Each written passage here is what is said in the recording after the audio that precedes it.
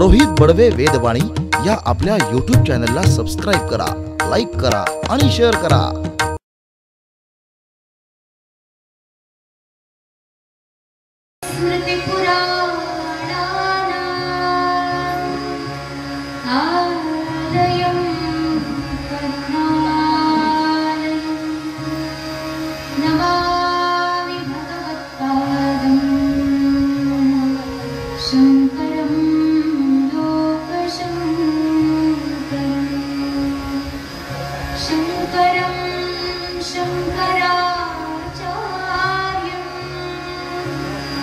केशवं वादरायणं सूत्रभाष्यकृतो वन्दे भगवन्तं पुनः पुनः। ईश्वरो गुरुरात्मेति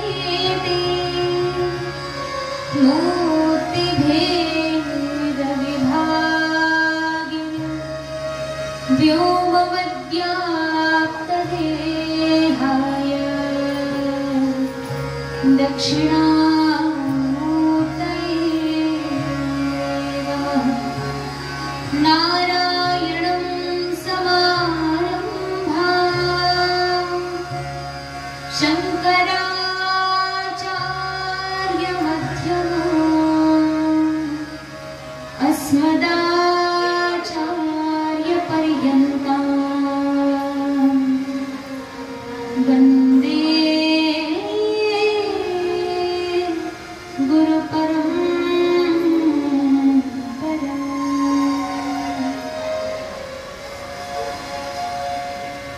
नमस्ते शारदे देवी काश्मीरपुरवासिनि त्वामहं प्रार्थये नित्यं।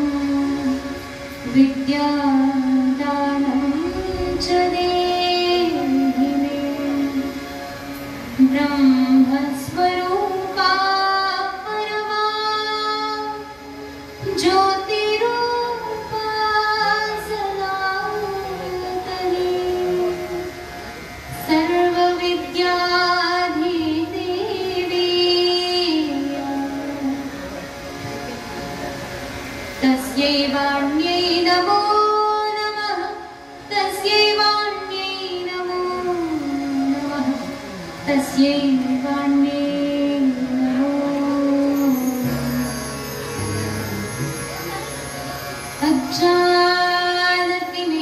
अज्ञानतिमिरान्धस्य सभी शांत बैठे।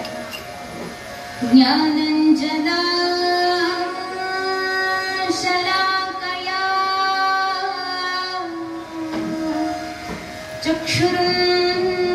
चक्षुरुन्मीलितं येन तस्मै श्री गुरवे नमः।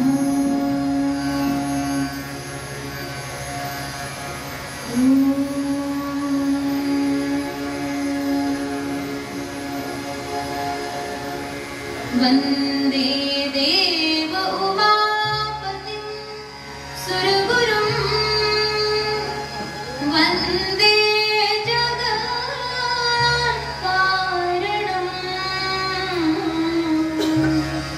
वन्दे पन्नगभूषणं मृगधरं वन्दे पशूनां कपिं वन्दे सूर्यशशाङ्कवह्निनयनं वन्दे मुकुन्दप्रियं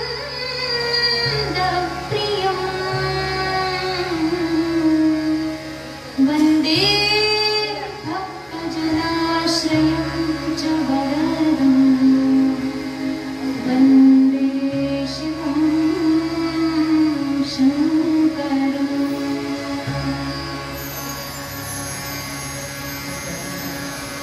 सर्वमङ्गलमाङ्गल्ये शिवे सर्वार्थसाधिके शरण्ये त्र्यम्बके गौरी नारायणी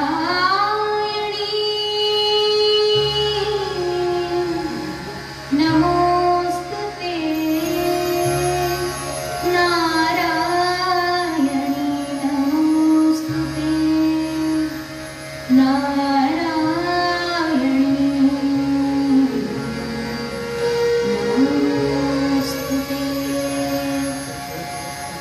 देव्यायया ततमिदं जगदात्मशक्त्या निःशेषदेवगणशक्तिसमूहमूर्त्या तामम्बिकामखिलदेवमहर्षिपूज्या भक्त्या नता स्म विदधातु शुभानि सा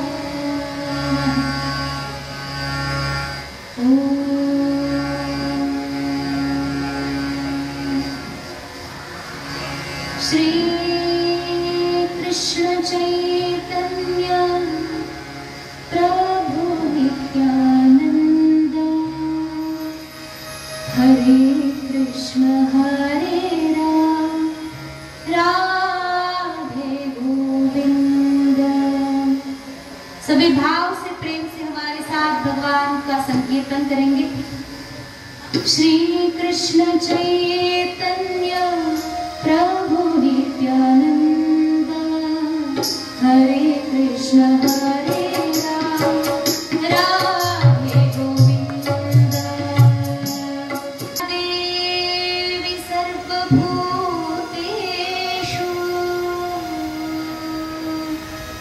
मातृरूपेण संस्थिता नमस्तस्यै नमस्तस्यै नमस्तस्यै नमो नमः।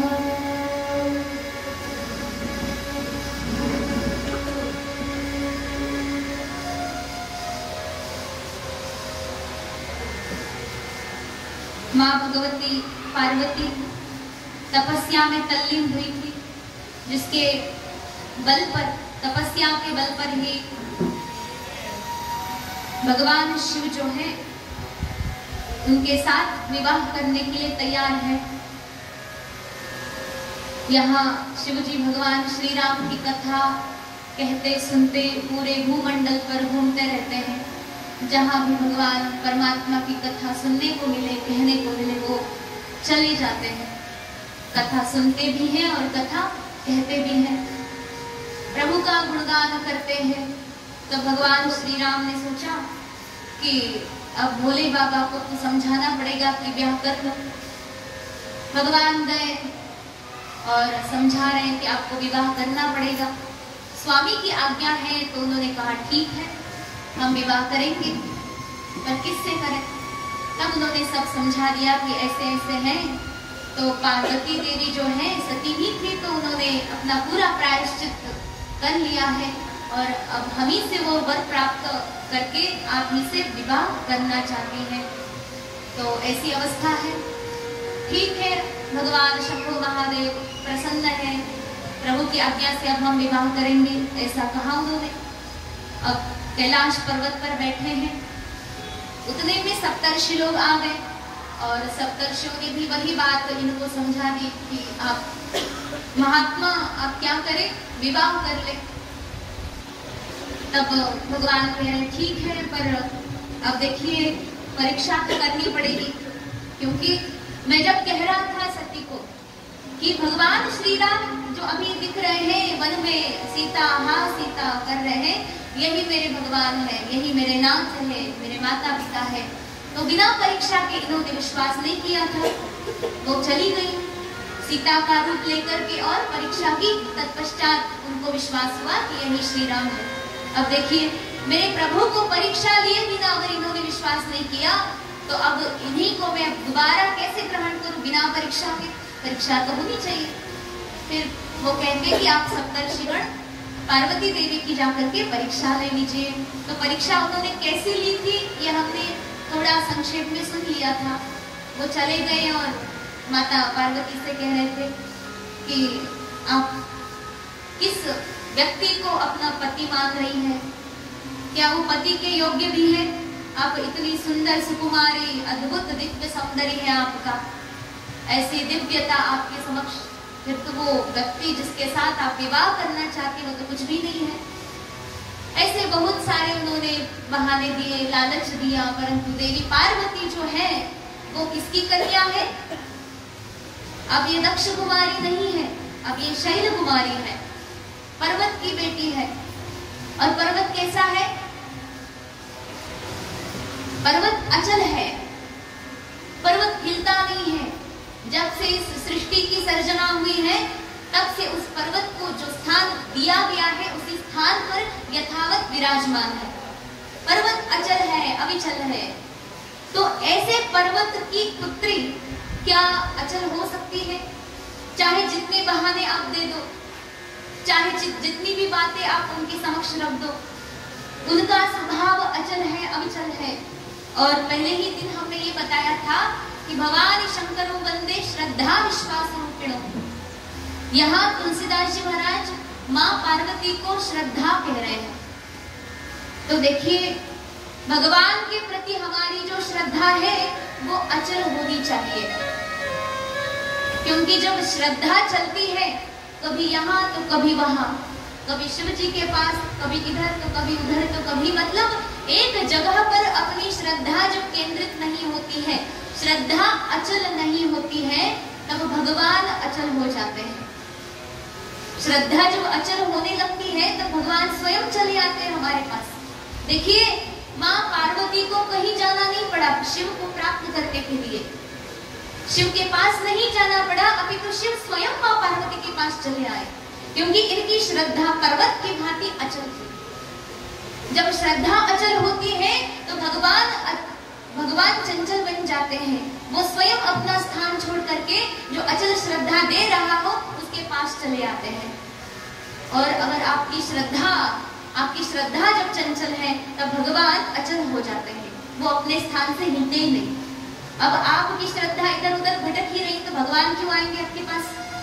परंतु माता जो देवी पार्वती है वो तो साक्षात श्रद्धा रूपिणी है।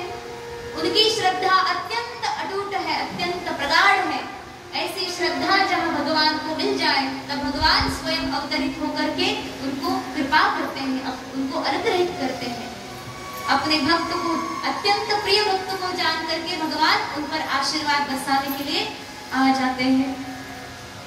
जब परीक्षा ले ली सप्तर्षियों ने, अत्यंत प्रसन्न हो गए। माता पार्वती के श्री चरणों में प्रणाम करके तुरंत शिव जी के पास चले गए और जाकर देखते हैं तो क्या, भोले बाबा तो समाधि में लीन हो गए हैं। देखो, उतने में नारद जी सामने से आ गए। नारद जी को सप्तर्षिगण कहते हैं कि इस शादी की बात सुन करके भोले बाबा समाधि में चले गए। नारद जी कह रहे हैं ये तो बड़ी विचित्र बात है, शादी की बात सुनना तो दूर, शादी की कल्पना भी करें तो हम समाधि से बाहर चले आते हैं। समाधि क्या है?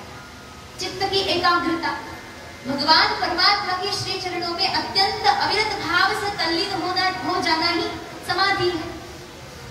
तो ऐसी समाधि जो कि भगवान को लग गई। भगवान शिव विवाह की बात सुनकर के समाधि में चले गए और नारद जी कह रहे कि हम तो विवाह की बात कल्पना करके ही समाधि से बाहर चले आते हैं।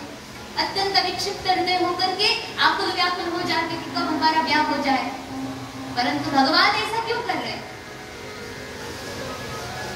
भगवान शिव कहते हैं कि ये तो भगवान परमात्मा की इच्छा है, पार्वती से विवाह करना ये मेरी अपनी इच्छा थोड़ी ना है।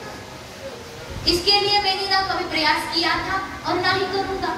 ये सब लोग तो आप इतने ज्यादा उतावले हैं कि कब हो जाए, महादेव का विवाह हो जाए। भगवान श्री राम को हमने वचन दिया है, अब नाथ की आज्ञा को हम पालन करने के लिए ही ये सब नाटक रचा रहे हैं। तो इस कारण से ये जब सब कुछ हो रहा है, अब कहा गया कि आप जाइए सप्तर्षि और नारद देवर्षि नारद जी चले गए कहाँ? पर्वतराज हिमालय के पास।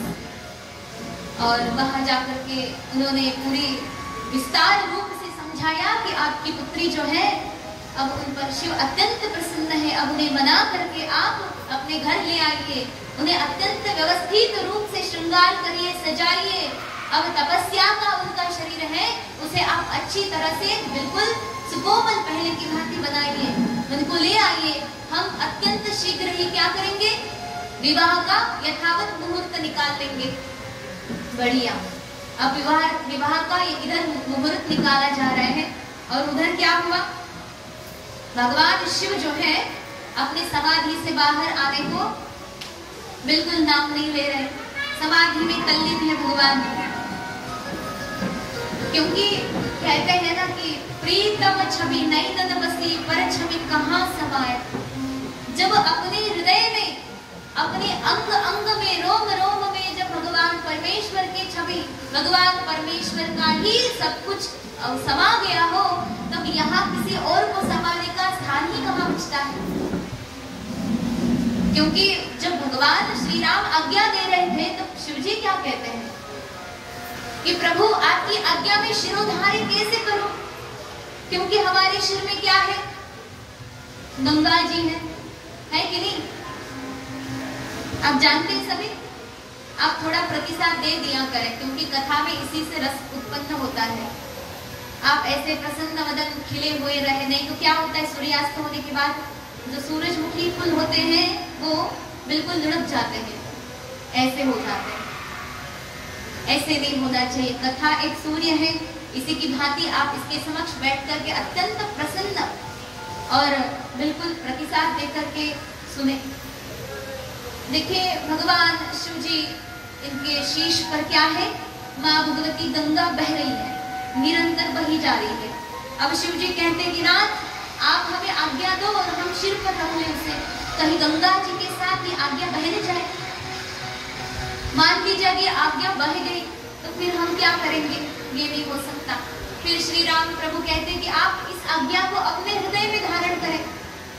तो शिव जी कहते हैं कि नाथ हमारे हृदय में तो आप हो, अब आप हमारे हृदय में हैं तो आपकी आज्ञा हम कहाँ रखें?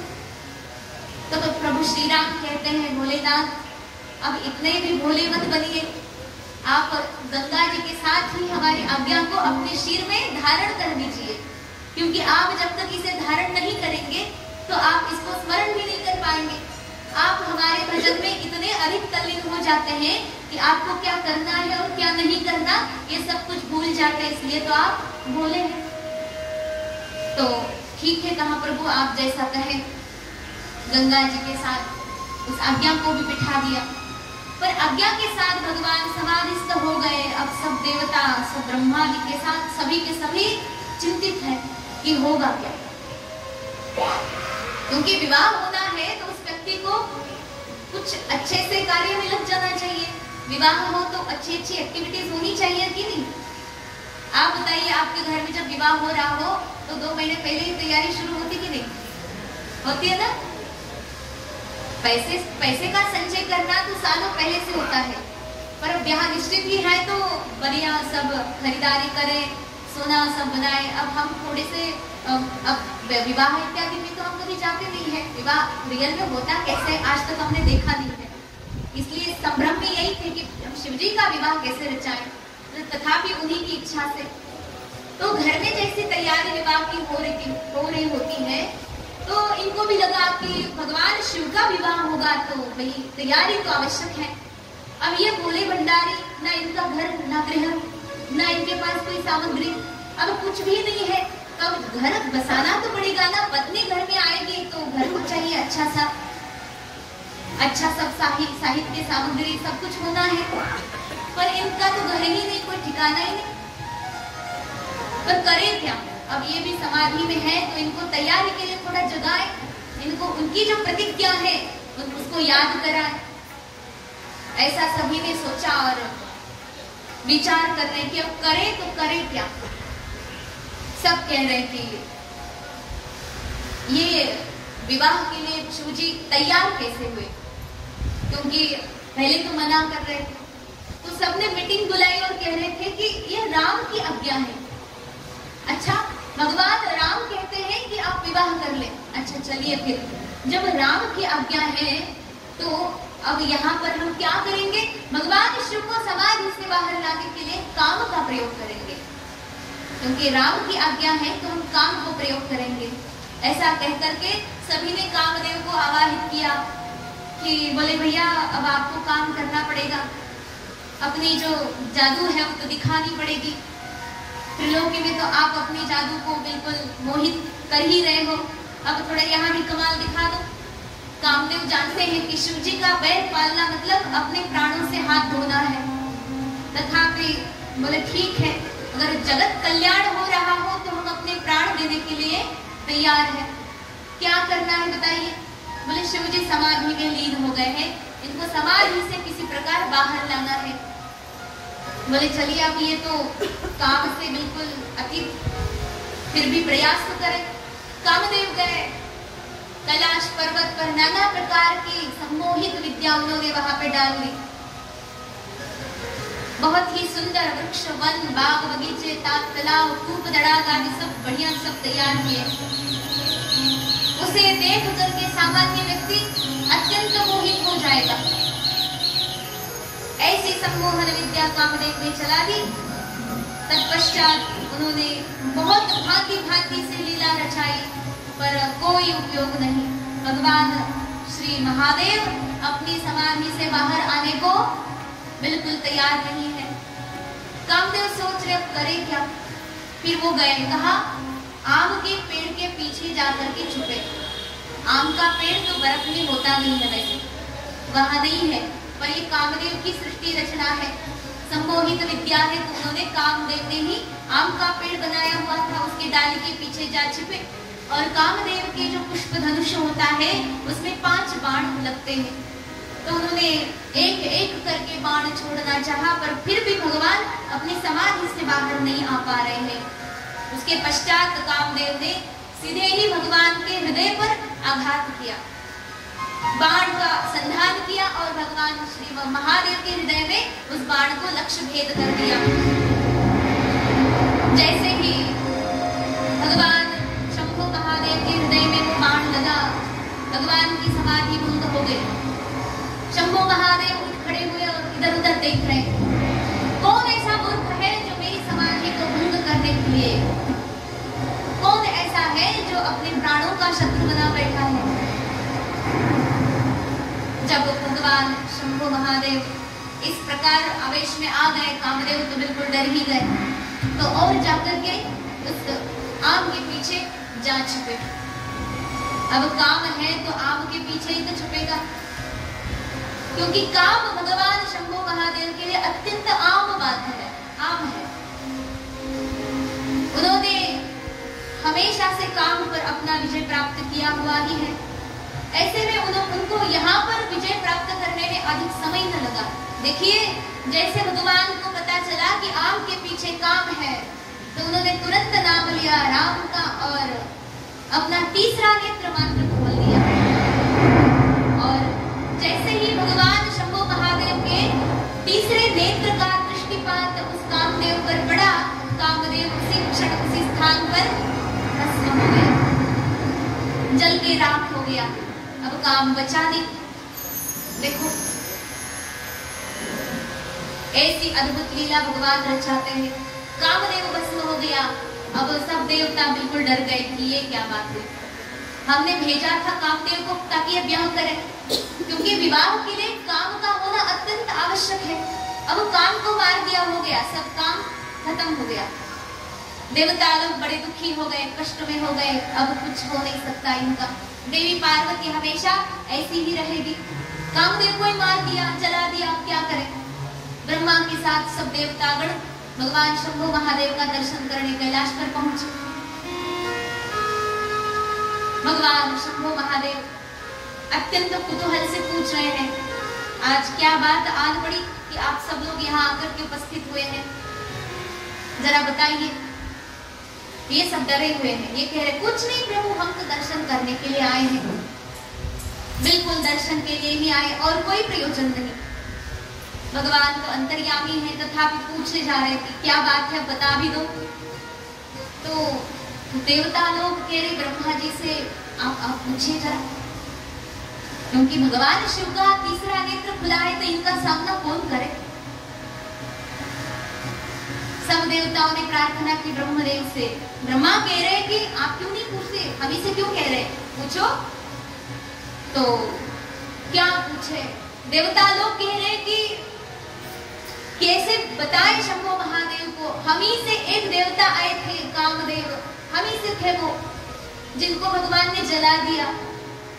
पता नहीं अब उनकी क्या अवस्था हो गई, कहीं दिख नहीं रहे हैं, जलकर राख हो गए।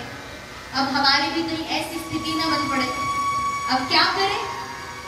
ब्रह्मा जी से विनय करते हैं कि आप ही पूछिए, महादेव से आप ही विनय करिए, प्रार्थना करिए कि हम सब लोगों की जो इच्छा है उसे पूर्ण करें। तब शंभो महादेव से प्रार्थना पूर्वक ब्रह्मा जी कहते हैं कि प्रभु, ये सारे देवता लोग जो है ना अपने नेत्रों को तृप्त करना चाहते हैं। भगवान कहते अब तो हो गया ना, हमारा दर्शन हो गया, अब क्या चाहिए, क्योंकि दर्शन करने मात्र से आपके नेत्र तृप्त हो जाने चाहिए, फिर अब क्या बचा है। कहते प्रभु ऐसी बात नहीं है, थोड़ा मतलब क्या कहते हैं ना, किसी को अगर हमें मना ना हो तो मनाने की भाषा भी अलग होती है। ब्रह्मा जी बड़े ही मतलब हृदय पूर्वक भगवान मान ही जाए, उनको लग रहा था कि मानेंगे नहीं तो मान ही जाए, ऐसी भाषा में कह रहे हैं कि प्रभु आपका दर्शन तो बिल्कुल कल्याणकारी है, मंगलकारी है, सभी पापों को नष्ट करने वाला है, सभी सुखों को प्रदान करने वाला है। परंतु हे नाथ, हम सभी ये चाहते हैं कि हम आपका विवाह उत्सव अपने नेत्रों से देख करके अपने नेत्रों को पवित्र करें, पावन करें, पुनीत करें, हमारी प्रार्थना को स्वीकार करें नाथ। भगवान कहते इतनी सी बात है, वो तो वो नहीं है, इतनी सी बात है। सब लोग आश्चर्य में है, देखो पहले काम को जला दिया और अब कहते हैं कि विवाह के लिए तैयार है, इतनी सी बात है। बिल्कुल हाँ, इतनी सी बात है, हम तो विवाह के लिए पहले से तैयार है, हमें प्रभु की आज्ञा है, हम उस बात को भूले नहीं है, शिर में धारण किया है। तो प्रभु अब बड़ी विधा स्थिति है, ये कैसे होगा, क्योंकि आप तो अपने स्थिति में रममाण है और इसी अवस्था में आपने कुछ विचार सोचा नहीं और सीधे ही कामदेव को जला दिया। अब पूरे कामदेव के ऊपर सृष्टि जो सम्मोहित रहती है वो तो भगवान मतलब अब तो सब सात्विक हो गए हैं, अपने भाव से बाहर आकर के बिल्कुल भगवान मतलब भगवान के भक्त ही हो गए हैं, काम से मुक्त हो गए। ऐसी अवस्था में संसार का प्रपंच का सब विस्तार कैसे होगा। और आप भी जब विवाह करने जा रहे हैं तो काम की आवश्यकता है, आपने काम को क्यों जला दिया प्रभु। तो भगवान कहते हैं देखो अब हम गृहस्थी में जा रहे हैं, विवाह करना मतलब गृहस्थी में प्रवेश कर रहे हैं, तो ऐसी अवस्था में जो है शास्त्र पूर्वक हमें कदम उठाना चाहिए। क्योंकि शास्त्र क्या कहता है, धर्म अर्थ काम मोक्ष ये चारों पुरुषार्थ हमें प्राप्त करने चाहिए। काम वही होता है जो धर्म पूर्वक किया जाए, जो भगवान का स्मरण करके किया जाए। अर्थ वही होता है जो यज्ञ याग आदि करने के लिए अर्जन किया जाए, न कि भोग के लिए। अर्थ भोग के लिए नहीं, अभी तो दान के लिए होता है। तो हम जब गृहस्थ जीवन में जा ही रहे हैं तो काम को अपने साथ लेकर के क्यों जाए भला। इसलिए कामना से अत्यंत मुक्त होकर के, क्योंकि भगवान गीता में कहते हैं कि बलम बलवताम चाहम काम राग विवर्जितम धर्मा विरुद्धो भूतेषु कामोस्मि भर्तर्षभ। धर्म के विरोध में जो काम होता है उसे कभी भी शास्त्र सम्मत नहीं किया जा सकता। अगर कामना को प्राप्त करना है तो सदैव कामना मुक्त होकर के उस सर्वेश्वर के श्री चरण का ध्यान करके ही काम का सेवन करना चाहिए। देखिए, कामनाओं से मुक्त होकर के काम का सेवन करना चाहिए।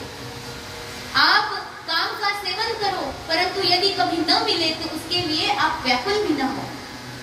ये केवल एक मिला हुआ प्रसाद है। इस प्रकार से इस संसारी वस्तुओं को, संसारी चीजों का उपभोग करो। अगर आप इसका इस प्रकार से उपभोग न करें तो एक समय ऐसा आता है कि ये सारी चीजें, ये सारे भोग आपको भोगने लगते हैं। देखिए, क्योंकि ये भोग है ही ऐसे, जब आप इसको भोग रहे हैं, अत्यंत सचेत और बिल्कुल सावधान के साथ इसको भोग रहे हैं, तब तक सही है। पर एक दिन ऐसा आ जाता है कि हम उसके आदी हो जाते हैं। ये भोग अगर हमें ना मिले तो हम बिल्कुल व्याकुल हो जाए, ये हमें मिलना ही मिलना है। अगर ये नहीं हुआ तो हम बिल्कुल मतलब परेशान हो जाएंगे, अद्भुत स्थिति हो जाएगी। ऐसी अवस्था आन न पड़े, इस कारण से क्या होना है, काम से निवृत्त होकर के काम को प्राप्त करना है। क्योंकि एक काम बड़ा बलवान है, इसी कामना के बल पर ही तो सारे के सारे लोग मोहित हैं, सारा संसार इसी में मोहित है। बड़े बड़े ऋषि मुनि महात्मा गण सभी इसी में मोहित है। तो कहीं ऐसी बात न हो, इस कारण से हमने क्या किया, कामदेव को विवाह से पहले ही जला दिया। काम को विजय प्राप्त करने का अत्यंत समुचित तरीका यह है। और फिर दूसरा कारण भगवान भोलेनाथ कह रहे हैं कि हमें भगवान, अब पूरा संसार ये कहेगा ना कि जो काम है उसने भगवान को समाधि से बाहर निकाला, और काम की प्रेरणा से भगवान भोलेनाथ ब्याह करने जा रहे हैं। कहीं संसार इस भ्रम में न रहे, इस कारण से भगवान कह रहे हैं कि मैं राम की प्रेरणा से विवाह करने के लिए तैयार हूँ, न कि काम की प्रेरणा से। इसलिए मैंने काम को जला दिया, और उसका जलना आवश्यक ही था। तो ठीक है, ब्रह्मा तो समझ गए, पर सब देवता कह रही है बाबा की बात कुछ समझ नहीं आ रही है, क्या कहे जा रहे हैं कुछ समझ नहीं आ रहा है। अब उनसे पूछे तो बड़े क्रोधित होकर के कहीं इनको भी न जला दे। तो ब्रह्मा से कहते देवता गण कान में जाकर के कि प्रभु ये क्या कह रहे हैं, हमको तो कुछ समझ नहीं आ रहा है। ब्रह्मा कहते तुमको क्यों समझ आएगा, तुम हो ही देव, और ये कौन है, तुम देव हो और ये महादेव है, इनकी बात तुम्हें कैसे समझ आएगी। और तुम देव हो भी तो अमृत पी करके, तुम देव हो भी तो अमृत पी करके, और ये महादेव है विष पी करके। इन्होंने विष पिया और महादेव बन गए, और तुम अमृत पी करके देव बने बैठे हो, तो इनकी बात तुम्हारे समझ आने की नहीं है, तुम्हारी समझ से परे है। देवता तो बिल्कुल असंदिग्ध अवस्था में कि क्या होगा, कैसे होगा, काम को तो जला दिया, बड़े दुखी है। उतने में क्या हुआ, देवी रति आ गई जो कामदेव की पत्नी है, और देवी रति आ गई, भगवान के श्री चरणों में साष्टांग दंडवत प्रणिपात कर रही है। प्रभु देखिए, आप तो सती के पति थे, आपकी पत्नी चली गई, आपको विरह हुआ, तब भी आप तो अपनी अवस्था में यथावत है। पर हमारी अवस्था तो देखे ना, हम तो बिल्कुल हमारे पति चले गए, अब हम करें क्या, हमारे नाथ हमारे सर्वेश्वर चले गए, ये ठीक नहीं नारायण। तो ऐसी बात सुनते ही भगवान कह रहे देवी हम आप पर प्रसन्न हैं, आप दुखी न हो, क्योंकि कामदेव को जलाने का एक हमारी बहुत बड़ी लीला है। ये इनको जला दिया तब से इनका नाम अनंग होगा। वैसे तो कामदेव के बहुत सारे नाम हैं, यहाँ पर अनंग कहा गया है इनको। पर आप चिंता न करें, भगवान श्री कृष्ण अवतार लेकर के अपनी लीला जब भूतल पर करेंगे, उसी समय भगवान श्री कृष्ण के पुत्र के रूप में कामदेव स्वयं वहां पर अवतार लेंगे, और उनका नाम होगा प्रद्युम्न। आप चिंता न करें। ऐसा कहकर देवी रति को भगवान ने संतुष्ट किया। प्रसन्न मुख से देवी रति वहां से चली गई। अब इधर क्या है,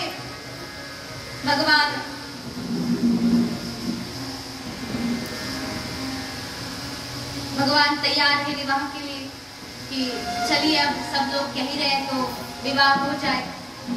यहाँ पर्वतराज भी माता पार्वती को अपने घर ले आए हैं, और घर ले आकर उन्हें बहुत ही सुंदर प्रकार से सजा करके बड़े ही उत्सव के साथ अत्यंत प्रसन्नता पूर्वक उसी भांति जैसे कि घर में विवाह होता है किसी राजा, अब राजा की बेटी है, इतने बड़े राजा है, बड़ा साम्राज्य है इनका, सबको निमंत्रण है विवाह के लिए, सभी लोग आ जाएं, सब व्यवस्था बढ़िया सब कर रखी है, विवाह की पूरी जोशों से तैयारी हो रही है।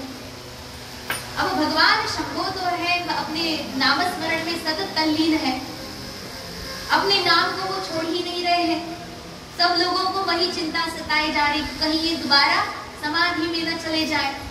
इसलिए सत्संग होता रहता है उनके पास में बैठ करके, प्रभु आप सुनाए या हम सुनाए, इसी प्रकार से उनको तैयार कराना है। देखिए भगवान के नाम में अद्भुत सामर्थ्य है, इतना दिव्य सामर्थ्य है कि अगर हम अज्ञात से भी उसे स्मरण करें, चिंतन करें, अपने वाणी से उसका उच्चारण करें, तो हमारे समस्त दोषों को जला करके भगवान अपने परम धाम का हमें आशीर्वाद प्रदान करते हैं। एक बहुत ही सुंदर दृष्टांत है। एक ग्वालिन थी, ग्वालिन यानी जो दूध इत्यादि को बिक्री करती है, दूध बेचती है वो ग्वालिन, जिसका नाम था रामा। अब वो ग्वालिन दूध लेकर के जा रही है। जब दूध बेचते बेचते एक जगह उन्होंने देखा कि एक छोटा सा बालक अत्यंत दरिद्र अवस्था में, न इसके कोई माता है न पिता है न कुछ, ऐसी अवस्था में वो बालक है। वो माँ कह रही कि ग्वालिन कह रही कि आप दूध पिएंगे? अब ये कह रहे कि दूध के पैसे तो हमारे पास है ही, हम आपको क्या दें उसके बदले में। इनको दया आ गई, चलो कोई बात नहीं, इतना तो हमने कमाई किया है, तो इस अनाथ जिसका नाम भक्तु है इसको हम दूध दे देते हैं। तब इन्होंने दूध पी लिया। दूध पीते ही वो कहते, मैया क्या ये दूध तो बड़ा स्वादिष्ट है, हम अपने जीवन में पहली बार दूध पी रहे हैं। अब हमें ये बताओ, क्या इस दूध से भी स्वादिष्ट वस्तु होती है क्या?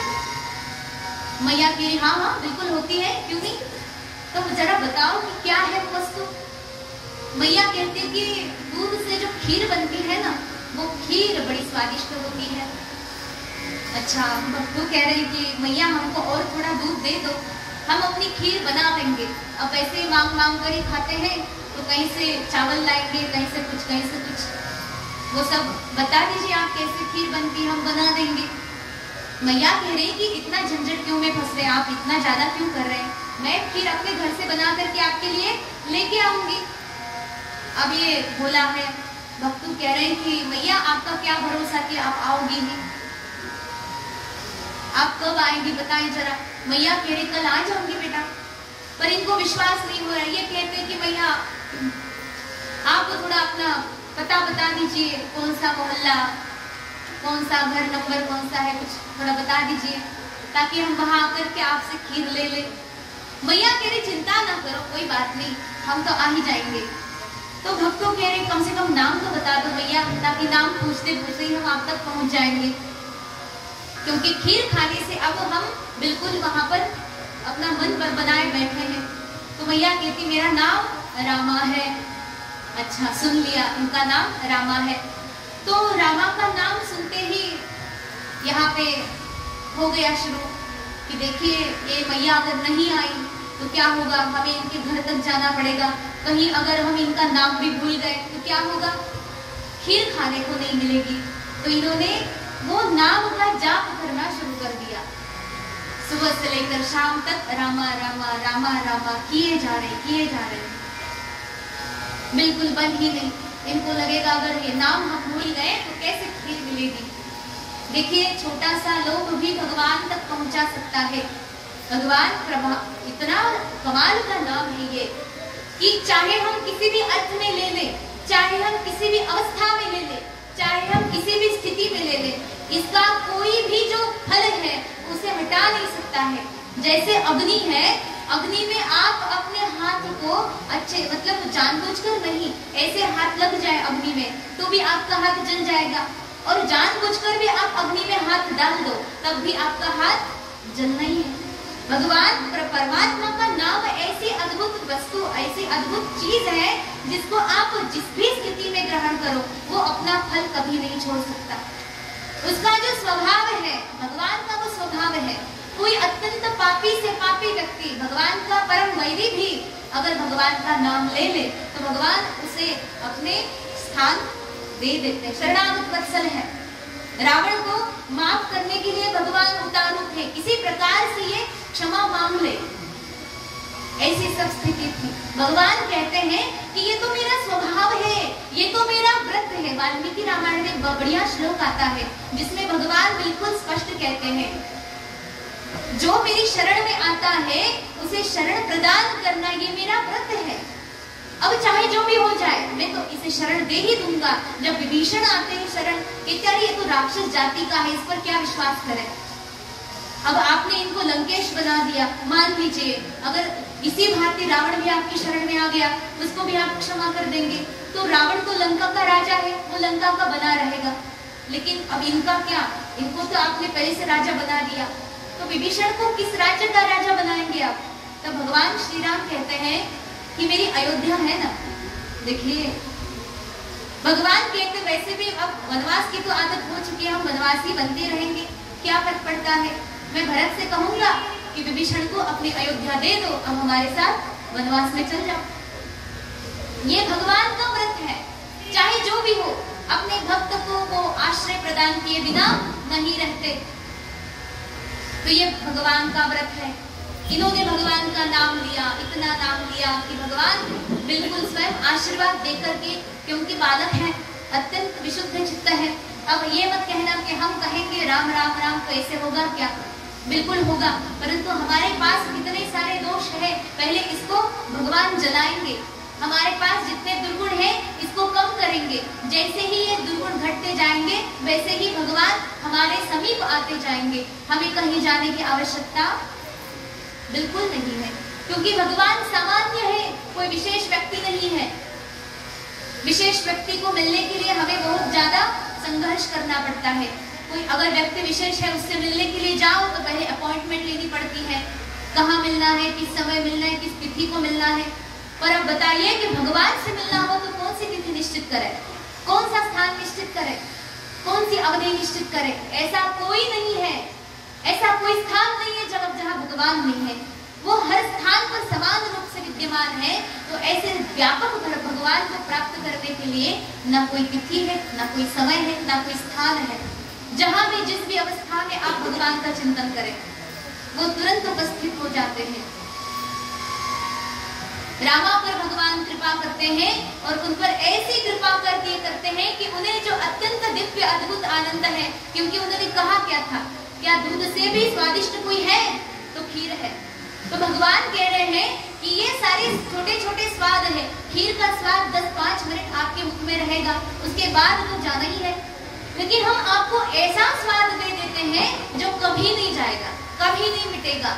ऐसा भगवत नाम का अमृत दे दिया।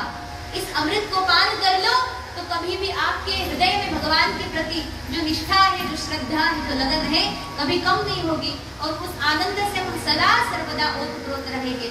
वही तो स्वाद है। हमारी जिह्वा का असली स्वाद वही है कि भगवान का नाम संकीर्तन हो। फिर कहेंगे किसी भी अवस्था में ले सकते हैं। एक बढ़िया, एक बहुत ही सुंदर महापुरुष जिनका उदाहरण हमें अभी स्मरण हो रहा है, बड़ी ही दिव्य महात्मा, साक्षात श्री राधा रानी के अवतार जिन्हें माना गया है, ऐसे श्री चैतन्य महाप्रभु वृंदावन में जब रह रहे थे तब उनके कई सारे शिष्य होते थे उनके पास में। तब एक शिष्य गया और उन्होंने कहा कि प्रभु हम छोटे हूँ, बड़ी बात कहने योग्य है क्या हम कह सकते हैं, कुछ आपकी आज्ञा हो तो। वो कह रहे कहिए क्या बात है। तब ये कहते कि हमने कहीं देखा नहीं, कहीं सुना नहीं कि जब शौच में बैठे तब अपने दांत को, अपने जिह्वा को दांतों तले दबा दिया जाए।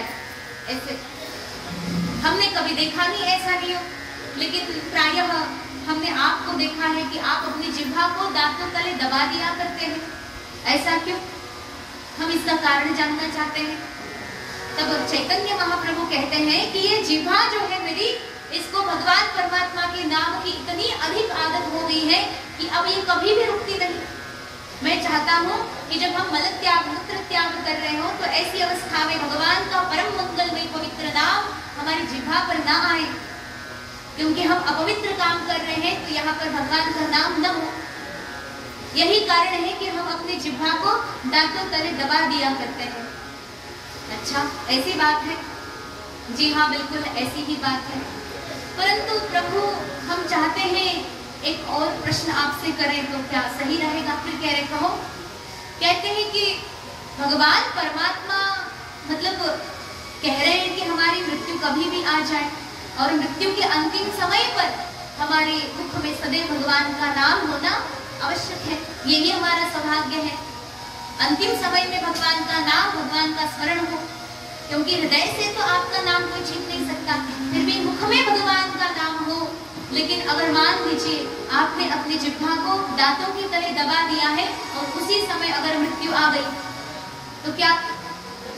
तो चैतन्य महाप्रभु उस शिष्य के समक्ष बिल्कुल लुटांकन ले गए, बिल्कुल चरण उनके समक्ष दंडवत कर दिया कि आप ही आज से हमारे गुरु हैं।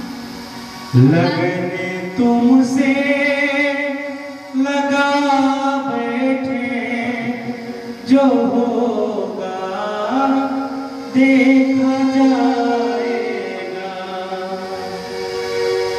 लगने तुमसे लगा बैठे, जो होगा देखा जाएगा।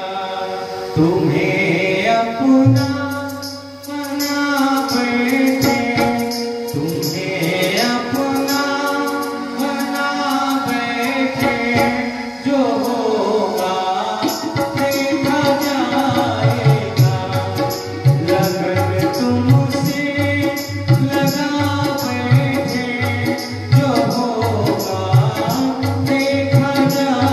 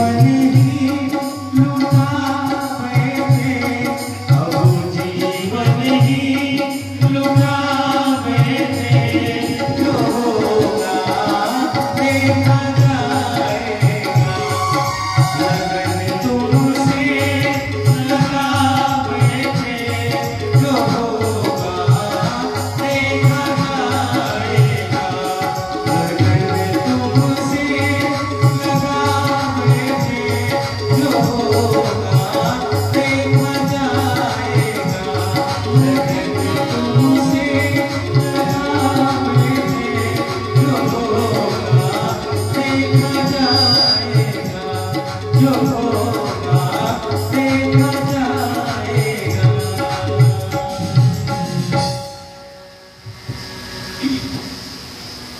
तो येन केन प्रकारेण, जैसे भी आप भगवान परमात्मा के नाम का चिंतन करें, उनका नाम का उच्चारण करें, उनकी लीलाओं का श्रवण करें, तो हमें उसका फल अवश्य मिल जाता है, चाहे जैसे भी हो, आप जिस भी स्थिति में, जिस भी अवस्था में हो। बस भजन कभी न छूटे, चाहे जो छूटे, चाहे प्राण भी छूटे, परंतु भगवान का भजन कभी न छूटे।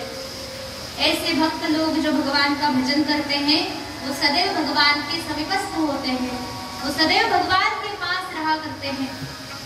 तो भगवान शिव जी इसी नाम का आधार लेकर के अपने जीवन में अत्यंत उच्चतम हमें यहाँ संदेश दे रहे हैं कि ऐसे ही भगवान के नाम का सदैव चिंतन करें। अब ठीक है प्रभु, भगवान के नाम का हम चिंतन करेंगे, पर अब विवाह की बात है तो आपको विवाह के लिए तैयार तो होना पड़ेगा। विवाह के लिए तैयार होना है तो क्या करना पड़ेगा?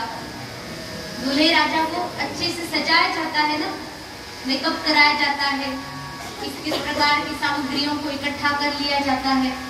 अब सब कह रहे हैं कि देखिए आपके बड़े अच्छे मित्र हैं। कौन? आपके बड़े अच्छे मित्र हैं भगवान श्री राम, भगवान श्री विष्णु। आप एक काम करिए, आप बिल्कुल उनके पास से कुछ ले आइए। भगवान कह रहे हैं कि क्यों, ऐसा क्यों? वो कह रहे हैं आपके घर में कुछ नहीं है, आपके घर में कुछ भी नहीं है। देखिए आपका तो घर ही नहीं है, घर हो तो कुछ होगा उसमें, तो आपको चिंता नहीं है। घर में पत्नी आएंगी, बच्चे आएंगे, ऐसी अवस्था में आप उनको क्या खिलाएंगे, क्या पिलाएंगे, कहाँ सुलाएंगे? क्या उनकी व्यवस्था है आपके हृदय में? क्या वो जब आएंगे तो उनकी व्यवस्था करने में आप सक्षम हैं क्या?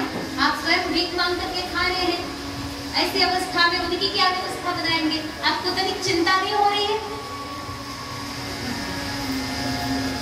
आपके पास कुछ भी नहीं है तो क्या आपको चिंता नहीं हो रही है? शंकर जी कहते हैं कि कुछ नहीं है इसलिए मुझे चिंता नहीं है, कुछ भी नहीं है मेरे पास इसलिए चिंता नहीं। चिंता तो वो करे जिसके पास सब कुछ है। चिंता क्यों होती है, मुझे ये बात बताइए। हमारे पास सब कुछ है, कहीं चला न जाए, इस बात के कारण चिंता होती है। चिंता तो वो करे, लेकिन चिंता होगी क्यों जब हमारे पास कुछ बचा ही नहीं है, जब जिसके पास प्राप्त करने के लिए ऐसी एक भी वस्तु बचती नहीं है, जो सर्वस्व प्राप्त कर चुका है, ऐसे व्यक्ति को कभी चिंता नहीं होती है। और दूसरा, जिसका सब कुछ लुट गया है, उसे भी अब और कुछ लुटने की चिंता नहीं होती है। ये दोनों लोग निश्चिंत सोते हैं, और बीच वाले जो हैं काफी कुछ पकड़े रखते हैं, ऐसे लोगों को बड़ी चिंता रहती है। एक गृहस्थी आ गए, उनको शनिश्चर लग गए थे। एक गृहस्थी आ गए महात्मा के पास और कह रहे हैं कि प्रभु, हमारे कुंडली में आजकल शनिदेव प्रवेश कर रहे हैं, बड़े भयभीत हैं हम कि क्या होगा हमारा। अब बड़े दुर्दैव से हमारे दुर्दिन सब आने वाले हैं, तो हम करें तो करें क्या, जाएं तो जाएं कहाँ, थोड़ा मार्गदर्शन करें।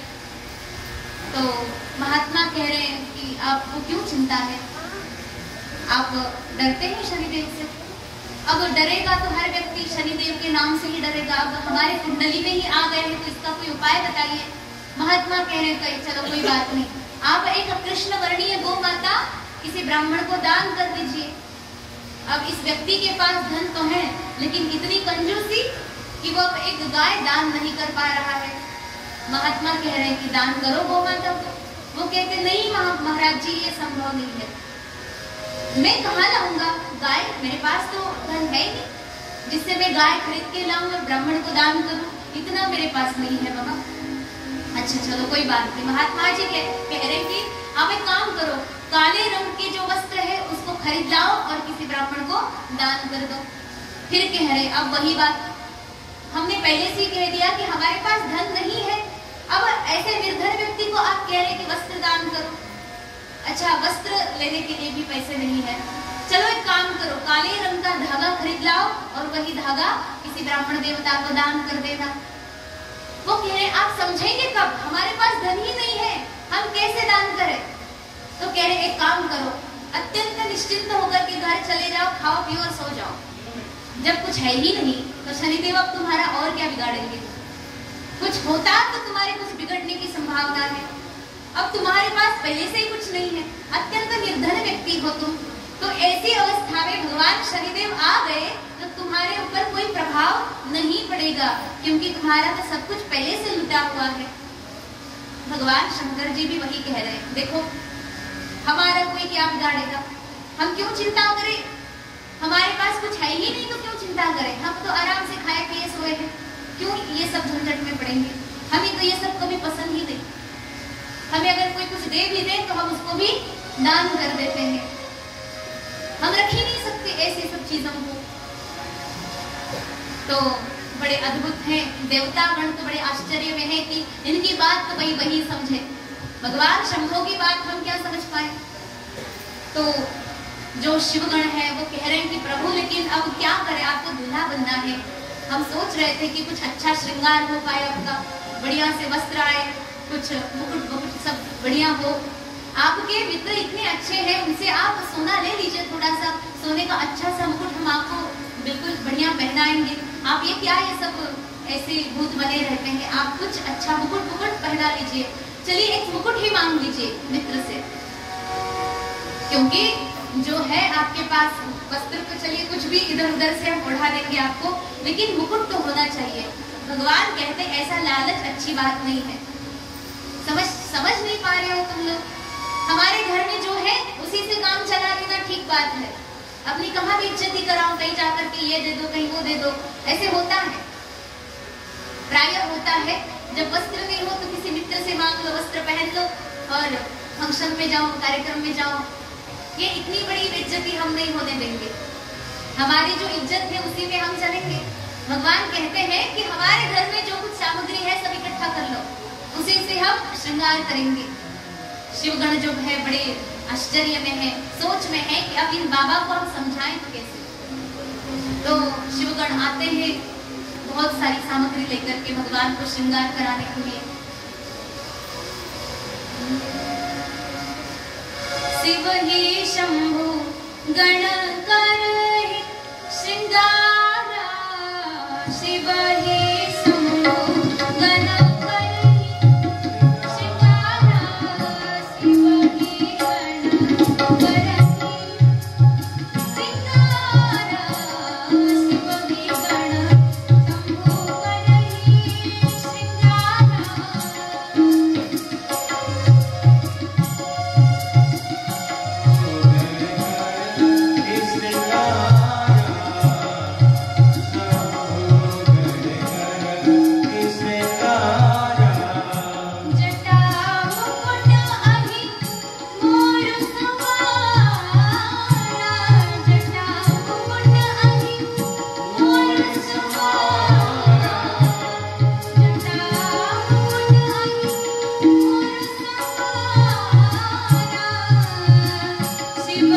शंभु करहि श्रृंगारा।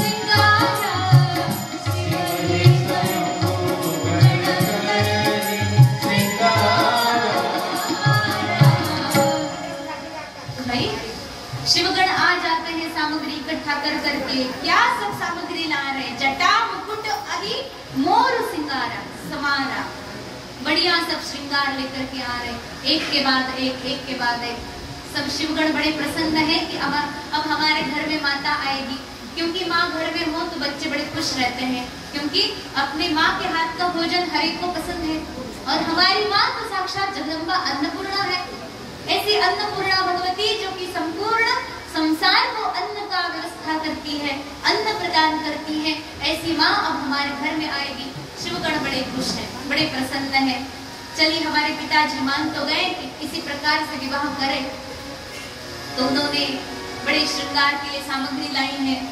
जटा मुकुट अहि मोर सिंगारा, मुकुट की बात हो रही थी, क्योंकि दूल्हे के सिर पर मुकुट होना बड़ा आवश्यक है, तभी तो शोभा दे। खाली जो म्हणतात ना मराठीत गोड खडो बोलून कुठे जायचं, असं डोकं ठेवायचं, म्हणून डोक्यावर मुकुट होना आवश्यक है। तो मुकुट क्या करे भगवान हम आपका? भगवान कहते देखो हमारी जटाएं इधर उधर बिखरी पड़ी है, तुम लोग समझ नहीं पा रहे हो। इन जटाओं को एक काम करो ना, इकट्ठा बांध दो, बढ़िया से जटाओं को ऐसे बांध दो कि वो मुकुट की तरह दिखे। भगवान शिव भी अपना श्रृंगार कराने के लिए तैयार है, देखिए प्रस्तुत है। जो भगवान कभी श्रृंगार क्या होता है ये कुछ पता नहीं है, पर विवाह करना है तो चलो जटाओं को मुकुट बना दे। तो ऐसी सुंदर जटाओं का मुकुट बनाया गया, क्योंकि भगवान कह रहे देखो तुम बात समझ नहीं रहे हो, अगर मैं सोने का मुकुट पहन लूं तो यहाँ दोष आ जाता है। क्या दोष? अगर मैं मुकुट पहन लूं तो मुझे अभिमान हो जाएगा, क्योंकि सामान्य व्यक्ति को अभिमान हो ही जाता है। मुकुट पहन लूं तो अभिमान आ जाता है कि मेरे सिर पर सोने का मुकुट है। और देखो जिस व्यक्ति के सिर पर सोने का मुकुट नहीं होता है उसे ईर्ष्या हो जाती है कि इसके सिर पर मुकुट है, मेरे सिर पर मुकुट नहीं। तो ये अभिमान और ईर्ष्या भाव से परे हो जाने के लिए मैं इस मुकुट को धारण नहीं कर रहा हूँ, इसलिए ये जटाओं का मुकुट ठीक है। अब जटाओं के मुकुट से भला कौन ईर्ष्या करे, बताइए। जटाओं के मुकुट से अगर ईर्ष्या कर रहे तो भैया अपनी जटा भी बढ़ा लो, इसमें तो कोई खर्चा नहीं है। अपनी जटा बढ़ा लो और इसको भी मुकुट की तरह बांध दो। भगवान कह रहे हैं कि जटाओं को ऐसे बंधन करो कि वो बिल्कुल मुकुट की तरह दिखे और ऊर्ध्व गति की ओर उसको दिशा करे, संकेत करे, ताकि जितने सारे बंधन है, जितनी सारी आशाएं हैं, वो सारी की सारी ऊर्ध्व गति की ओर उड़ जाए, वो कुछ बचे ही नहीं। इसलिए अब जटा मुकुट बंध गया, लेकिन बांधने के लिए क्या है? अब क्या कोई रेशम का धागा कहीं से लाए क्या? भगवान कहते क्यों, आप एक सांप ले आओ ना। सांप ले आए और जटाओं में बांध दिया। फिर कहते गंगा जी को विराजमान होना है, उधर अच्छे से स्थान बनाया, गंगा जी विराजमान है, झुड़ बह रही है। और चंद्रमा की जो अत्यंत पवित्र और बड़ी शीतल किरणें हैं, चंद्रमा को वहां पर स्थापित कर दिया। द्वितीया का चंद्रमा है जो निरंतर वर्धमान है, निरंतर वर्धमान है, जिसका प्रकाश, जिसकी प्रसन्नता अत्यंत अद्भुत और दिव्य है। भगवान शंभो महादेव का श्रीमुख अत्यंत सुशोभित है। फिर कहते हैं ठीक है अब ये हो गया, लेकिन ये होता है ना कि शरीर को अच्छे से उबटन लगाओ, कुछ क्या कहते हैं, चंदन लगाओ, उबटन लगाओ, शरीर में होना चाहिए दूल्हे के। भगवान कहते हैं जाओ जाओ, वो चिता भस्म पड़ा है काफी सारा, उसको ले आओ, अपने शरीर में धारण करेंगे। देखो भैया, शरीर में धारण करने के लिए अब ऐसे होता है स्वाभाविक, अगर कोई अच्छा सा पाउडर, कोई बढ़िया स्नो वगैरह कुछ जो होता है ना, क्या परफ्यूम, अब इससे इस सब से हम शंभो महादेव के भक्त हैं तो इससे ज्यादा संबंध कुछ है ही, लेकिन होता है कौन सी कंपनी का है बताओ जरा, कौन से प्रोडक्ट है, किस देश से आया है, सब होता है। अब भगवान शंभो महादेव से कोई पूछे कि आप जिस पाउडर का लेप लगा के आए हैं वो पाउडर किस कंपनी की है, कौन सी कंपनी में बनी है? भगवान कहेंगे ये तो हमारे घर में बनी है बस। हमारा घर कहाँ है? स्मशान में। स्मशान ही हमारा घर है, इनका घर कोई है क्या? इनका ठिकाना कोई है? नहीं नहीं। तो शंभो महादेव यहाँ रहते हैं तो वही चिता भस्म लगा लिया करते हैं, पूरे शरीर में भस्म लगाया गया। शिव जो दूत शिवगण है बड़े प्रसन्न है, भगवान को श्रृंगार करा रहे हैं, पूरे शरीर में भस्म लगा दिया गया। चलो अब भस्म तो लग गया और एक विधि संपन्न हो गई। इसके बाद कह रहे हैं कि भगवान आप दिगंबर है, ऐसी अवस्था में वहां जाना अच्छा नहीं, कोई अच्छे से वस्त्र का भी जुगाड़ कर लो। अब भगवान कह रहे हैं कि कहाँ से लाए हम वस्त्र, हमारे पास वस्त्र का कोई प्रबंध नहीं है। तो बोले क्या लाए? जाओ व्याघ्रांबर ले आओ। व्याघ्रांबर फणिवर धर सुंदर वदनारी। व्याघ्र का अंबर पहनने वाले भगवान, वो बाघ है ना जो जीवन भर अपने सामर्थ्य का, अपने शक्ति का प्रदर्शन करता रहता है। भगवान ये कह रहे हैं व्याघ्रांबर क्यों पहना है उन्होंने? क्या उनके पास सामर्थ्य सच में नहीं है? वो ये संकेत दे रहे हैं कि मैं व्याघ्रांबर इस कारण से पहन रहा हूँ क्योंकि बाघ क्या है? देवी का, शक्ति का वाहन है, शक्ति को वहन करने वाला है वो बाघ। अर्थात ये तो स्वयं में शक्तिशाली है, ऊपर से उसके ऊपर बैठती है शक्ति, तो शक्ति को बहाने वाला ये अपने आप को इतना अधिक शक्तिशाली समझ बैठा है कि इसको हम जरा बता दें कि भगवान परमात्मा के नाम चिंतन में, उनके भजन में कितना सामर्थ्य होता है कि इसकी अंततः यही गति कि केवल खाल खाल बनके रह गई। बाघ की खाल भगवान ने लपेट ली, ये खाल बन करके रह गई और कुछ काम न आई। अच्छा तो भगवान बढ़िया अपने वस्त्र पहन रहे हैं, व्याघ्रांबर पहन लिया। अब व्याघ्रांबर तो पहन लिए प्रभु, पर आपके यहाँ तो कुछ है नहीं, इसे बांधे कैसे? हम व्याघ्रांबर को बांधेंगे कैसे कमर में? भगवान कहते काम करो, एक बड़ा सा लंबा सांप ले आओ, सांप ले आओ और अच्छे से लपेट करके उसको गांठ बांध दो ताकि ये खुले नहीं। देखो भाई आ गए, सांप देवता को ले आए और बढ़िया उसमें बांध दिया, ऐसे बांध दिया कि अब वो छूटेगा नहीं। अब भगवान कह रहे छूट भी जाए तो क्या फर्क पड़ता है, छूटे तो छूटे, वस्त्र छूट गया तो कोई अंतर नहीं। हमारे कंठ में राम नाम सदा बैठा है, वो कभी नहीं छूटे, इसी बात की तो हमें चिंता है, वो कभी न छूटे। वस्त्र छूट जाए चाहे जो छूटे, हमें कोई अंतर नहीं पड़ता। फिर भी लोगों के हित के लिए भगवान ने वस्त्र व्याघ्रांबर पहन दिए। चलो ये तो बात अच्छी है, कुछ तो अच्छा हो गया। अब इसके बाद क्या करे प्रभु?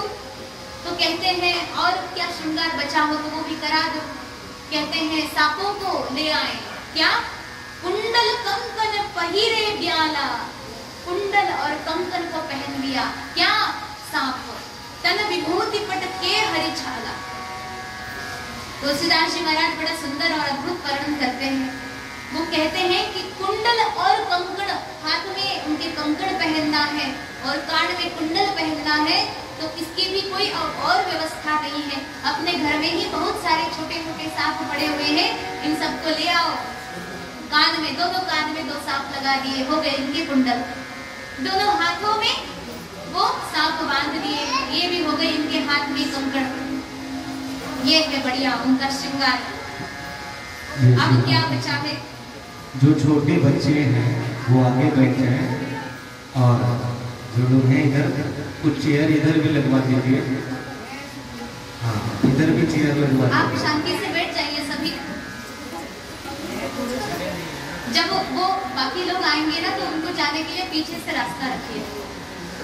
हाँ, इधर आप भी बैठ जाइए, जगह नहीं है तो आप सामने आकर के भी बैठ सकते हैं। तो इस प्रकार से भगवान का दिव्य श्रृंगार हो रहा है, बहुत ही अद्भुत दिव्य आभा है। भगवान प्रसन्न है, विवाह हो रहा है इसलिए प्रसन्न नहीं है, श्रृंगार हो रहा है इसलिए भी प्रसन्न नहीं है कि भगवान की जो आज्ञा है उस आज्ञा को मैं आज पालन करने जा रहा हूँ। प्रभु आपकी आज्ञा में सफलतावत पालन करूं, इसका आशीर्वाद मुझे प्रदान करें, इस बात के लिए भगवान शिव प्रसन्न है। ऐसी प्रसन्न मुद्रा में भगवान शिव एक हाथ में डमरू लिए, दूसरे हाथ में त्रिशूल लिए, बिल्कुल बढ़िया प्रसन्नता पूर्वक भगवान नंदिकेश्वर पर विराजे हैं। देखिए अब कोई होती है ना, मतलब सब शिवगण जो है वो यहाँ तो नाराज हो गए कि अब बाबा ये कैसी बात है, अब तक सही था लेकिन आपको जाने के लिए कोई बढ़िया रथ होना चाहिए। इतने देवता यहाँ आ गए, आपसे प्रार्थना करते हैं क्या कोई रथ नहीं भेज सकते ये लोग? आपको रथ को बिठा करके अच्छे से बिल्कुल हम यात्रा निकालेंगे, बारात लेकर के जाएंगे, ये ठीक नहीं हो रहा है। आप बैल पर नहीं बैठेंगे क्यों? आज तो कम से कम हमारी बात मान लीजिए। भगवान कहते हैं कि हम तो धर्म पर ही बैठेंगे, क्योंकि वृषभ क्या है? बैल एक धर्म का प्रतीक है। धर्म के जो 4 चिन्ह होते हैं, सत्य, दान, दया, क्षमा, ये जो बैल के गुण है, धर्म के गुण है, वो सारे के सारे हमारे नंदकेश्वर भगवान में है और इन पर हम आरूढ़ है, इसलिए तो वृषभारूढ़ है, वृषभ ध्वज है। इस कारण से हम इनको त्याग नहीं कर सकते क्योंकि ये साक्षात धर्म है। धर्म पर विराजमान व्यक्ति कभी अधर्म की बुद्धि सोच भी नहीं सकता। इस कारण से हम वृषभ के ऊपर आरूढ़ है। और करें क्यों? बाकी लोगों को हम रथ भेजो, ये भेजो, कोई आवश्यक थोड़ी ना है। हम तो बैठेंगे नंदी के ऊपर ही। दूसरा, अब हम जहां भी जाते हैं हमेशा नंदी के ऊपर बैठकर जाते हैं। अब भक्तों की चिंता है प्रभु को, वो कहते हैं कि हमारी अनन्य सेवा करने वाले ये नंदिकेश्वर भगवान, आज हम इन पर अगर नहीं बैठेंगे तो ये रुष्ट हो जाएंगे, कहेंगे देखो हमेशा तो हमारा ही सहारा होता है और आज भगवान बिल्कुल अच्छा नहीं कर रहे हैं। जब अच्छी बारी आ गई तो हमें को पीछे छोड़ दिए, ये बात अच्छी नहीं हुई। तब भगवान ऐसी बात समझा करके शिवगणों को फिर से प्रसन्न करते हैं कि चलो अब यात्रा निकालो, बारात निकालो। लेकिन ये कह रहे हैं कि बाराती यात्रा हो तो क्या दूल्हे अकेले निकलेंगे? आपकी कार तो आई नहीं है। क्योंकि देखिए अब व्यवहार में अगर देखो ना तो जिस व्यक्ति के पास साइकिल है मात्र, वो भी एक दिन के लिए किराए से गाड़ी ले आता है, अच्छे से उसको अच्छे से सजा करके सही ले जाता है क्योंकि अपनी जो यात्रा है वो अच्छे से दिखे। पर यहाँ तो मतलब भगवान बिल्कुल ऐसे ही निकल पड़े हैं। अब यहाँ बाराती कौन आएंगे? बारातियों की तो मतलब भीड़ होनी चाहिए। तो सब लोग आ गए, सब देवता लोग आ गए, विष्णु भी आ गए, ब्रह्मा भी आ गए। अब ये इनको क्या लगता है कि ये सारे के सारे हमारी यात्रा में सम्मिलित होंगे, दूल्हे की जो बारात है इसमें सम्मिलित होंगे। पर यहाँ ऐसे हुआ नहीं महाराज। इन्होंने देखा, देख रहे हैं कि ऐसे दूल्हे हैं कि इनका श्रृंगार देखते ही रहो। ऐसी अद्भुत श्रृंगार कर रखा है कि कोई भी डर जाएगा, भयभीत हो जाएगा। ऐसे के साथ मतलब ये कहते हैं देवता लोग कि ये जो हमारी यात्रा है, हमारी जो बारात है, ये इस दूल्हे के लायक नहीं है। परंतु तुलसीदास जी महाराज और बात कहते हैं कि ये बात तो है ही, परंतु सच तो ये भी है कि ये जो दूल्हा है ये इस बारात के योग्य नहीं है। पर करे क्या? अब बिना बारातियों के तो यात्रा आगे बढ़ नहीं सकती है। तो इसलिए भगवान कहते कोई चिंता मत करो, इन लोगों को अपने साथ नहीं चलना है, इनको आगे चलने दो, चाहे पीछे चलने दो। हम अपने बारातियों को बुला लेते हैं। शिवगणों से कहा कि जाओ अपने सब बाराती इकट्ठे कर लाओ। सब बारातियों को इकट्ठे कर लाए हैं। बड़े अद्भुत बाराती है ये। इतनी अद्भुत स्थिति है कि देखो इतने अद्भुत, क्योंकि बोलते ना भूत बेताड़ नाचती हर्षयुक्त उमापति, जिनके बारात में भूत और प्रेत पिशाच सब नृत्य कर रहे हैं। वो कैसे हैं? एक कोई ऐसे भूत है जिनका सिर नहीं है, केवल धड़ ही धड़ाधड़ कर रहा है। कुछ ऐसे भूत हैं जिनके सिर ही सिर है, किसके पैर नहीं, किसके हाथ नहीं, किसके कुछ नहीं, किसके एक ऐसे दिव्य अद्भुत श्रृंगार किए हैं कि वो पूछिए मत। किसी के गले में नरमुंड माला है, किसी के हाथ में कपाल है, किसी के हाथ में मांस है, तो किसी का पूरा शरीर रक्त से भरा हुआ है। ऐसे सब लोग इकट्ठा हो गए। अब भगवान श्री शंभु महादेव कहते हैं कि अब यही सब हमारे बाराती हैं। लो, किसने सजाया तुमको भोले, बड़ा प्यारा लागे, बड़ा सोना लागे, बड़ा प्यारा लागे, बड़ा सोना लागे। कितने लोग बाराती हैं? एक बार हाथ उठाइए। बस, और लोग बाराती नहीं है? कितने लोग हैं? एक बार हाथ उठाइए बाराती। हाँ तो गाली सुनना पड़ेगा। वो कह रहे हैं कि हम भूत नहीं है। अभी रूप बनाएंगे भोले बाबा। भोले बाबा के जैसा सुंदर कौन है इस सृष्टि में? किसने सजाया तुमको भोले, बड़ा प्यारा लागे, बड़ा सोना लागे, बड़ा प्यारा लागे, बड़ा सोना लागे। किसने सजाया तुमको भोले, बड़ा प्यारा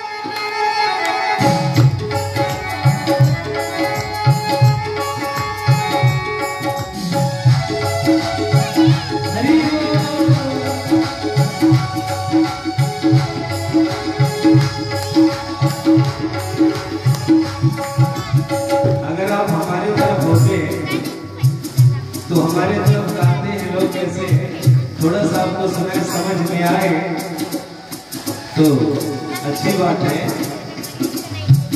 धीरे धीरे हो दुल्हा, धीरे धीरे, धीरे धीरे हो दुल्हा, धीरे धीरे अपना मड़वा में नैया दुल्हा, धीरे धीरे अपना मड़वा में नैया दुल्हा, धीरे धीरे, धीरे धीरे हो दुल्हा, धीरे धीरे, धीरे धीरे हो दुल्हा, धीरे धीरे